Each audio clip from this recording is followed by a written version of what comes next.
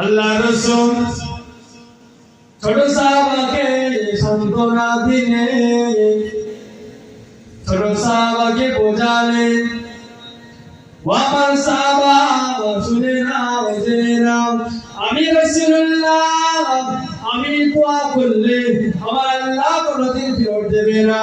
তথাপিও হেদায়েতের রাস্তা হলো আমার আল্লাহ পাকের হাতে। হেদায়েত কোন বান্দাকে কোন বান্দিকে দেবে সেটা হলো আল্লাহর হাতে। তথাপিও আমি তোমার কথা শুনে এখন আল্লাহর দরবারে তোমার মায়ের জন্য হেদায়েতের দোয়া করছি। তখন ছোট সাহাবারা খুশিতে বাগেবাগ হয়ে গেল। ছোট সাহাবারা খুশিতে বাগেবাগ হয়ে গেল।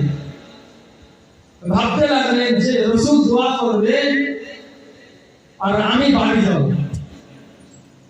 কোনটা আগে যায় দেখবো। আল্লাহ রাসূল চোখের পানি ছেড়ে আল্লাহর দরবারে দুটি হাত তুলে সাহাবা হুজুরের আম্মাদের জন্য কেঁদে কেঁদে দোয়া চাইলেন। ও আমার আল্লাহ, ও আমার মালিক, ও আমার প্রভু, তোমার একজন ছোট নগণ্য বান্দা তার মায়ের জন্য হেদায়েতের দোয়া চাইতে বলেছে। আল্লাহ রাসূলের ভাষায় তিনি আরবি ভাষায় বলছেন আল্লাহ দরবারে, সেটা হাদিসে এসে ব্যাখ্যা হয়ে হয়ে বাংলায় যখন তর্জমা হলো তখন আমাদের বাঙালির জন্য বুঝতে সহজ হলো। हमारे हिदायत के लिए हजारों पैगंबर दुनिया में भेजे और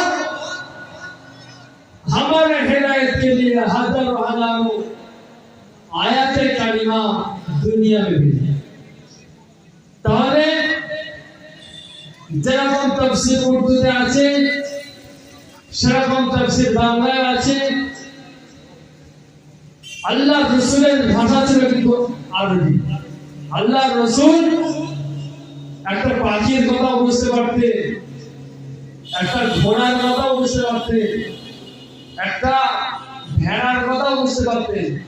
তিনি সমস্ত জগতে আলামিন বানিয়েছেন আল্লাহ, রাহমাতাল লিল আলামিন বানিয়েছেন। কাকে? আমাদের নবীকে, যে নবীকে আমরা ভালোবেসে সালাম পাঠ করি, কিয়াম পাঠ করি, দরুদ শরীফ পাঠ করি, সেই নবী। নবী আমার দোয়া করতে লাগলেন, ও আমার আল্লাহ, ও আমার প্রভু, আমার ছোট সাহাবা আম্মা জানকে তুমি হেদায়েত নসিব করে দিন। আল্লাহ রাসূল আরো দোয়া চাইতে লাগলেন। এইদিকে সাহাবা হলো আল্লাহ রাসূলের দোয়া শুনতে পেয়ে সাহাবা হুজুর বাড়ির দিকে ছুট মারলেন। সাহাবা হুজুর বাড়ির দিকে ছুটে গিয়ে যখন বাড়িতে প্রবেশ করে সাহাবা হুজুর আম্মা জান সাহাবা হুজুরকে নাম ধরে ডাকছে। অন্য সময় সাহাবা হুজুরকে হেও করে ডাকতেন। সাহাবা হুজুর তখন অবাক হয়ে গেলেন। আমি বাড়ি আসতে না আসতে আল্লাহর রাসূলের দোয়া, আল্লাহ পাকের রহমতে আমার বাড়িতে চলে এলেন। তাহলে কি বোঝা গেল? রাসূল যদি দোয়া করে তাহলে গোটা উম্মত জাতি, যদি উম্মত জাতি যদি দোয়া করে তাহলে আল্লাহ কবুল করে নিতেন। কিন্তু আল্লাহ বললেন, হে রাসূল হেদায়েত দেব আমি, তুমি শুধু ওসিলা, তুমি আমার কোনে কোনে প্রচার করো, কিন্তু হেদায়েত তোমার কাছে নেই। যেমন আবু তালেব, তামাম বিশ্বের মুসলমান, তামাম বিশ্বের মানুষ যদি আল্লাহ রসুলকে ভালোবাসে, ওটা যদি এক পাল্লায় দেওয়া হয়, আর আবু তালেবকে যদি এক পাল্লায় দেওয়া হয়, রসুলের ভালোবাসা এতটা ভারী হবে যে আবু তালেবের ভালোবাসা তামাম বিশ্বে যত মানুষ আছে সকলে যে ভালোবাসা রেখেছিল, যদি এক পাল্লায় দেওয়া হয়, আবু তালেবের সমান হবে না।